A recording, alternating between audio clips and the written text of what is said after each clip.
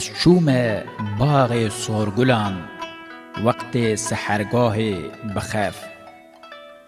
من دی صدای بلبلان داگرته بو هر چار طرف. صوتا هزار و قمریان دنگ رباب و مغنیان.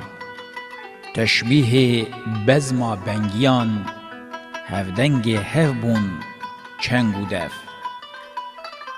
مانند مست و سرخوشان از چومه بزما مهوشان. ابلو کمان و چاورشان جرگ و دل من گر هدف. پیکان د جرگ و دل بری تنبویه صندوقا بری.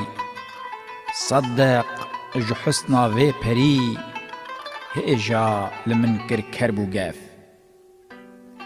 هیجا لمن بو کرب و کین ظاهر غضب باطن کنین. لی غمزه یک دامن نهین عقل مدیسان گر تلف.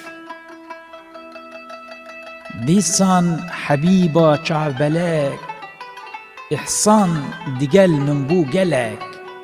لورا دیگل زلفن خلک آلوز مدیتن قشت و لف. شتری و قشت و زلف و خال همیان لسر رخسار آل. ویکرا هبو جنگ و جدال لیک آلیا بون صف بصف.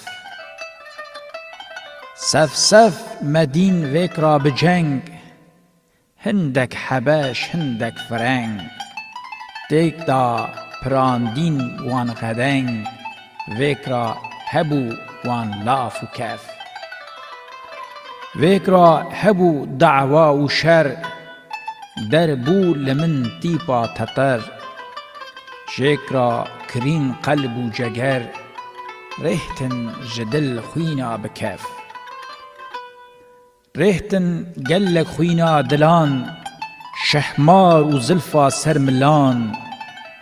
بی رحم و مست و قاتلان میخوار جفینجانا صدف. وان میخوران ابتر کرم بی قوت و رنگ زر کرم. والله جدل کر کرم خانی بس آهو اسف.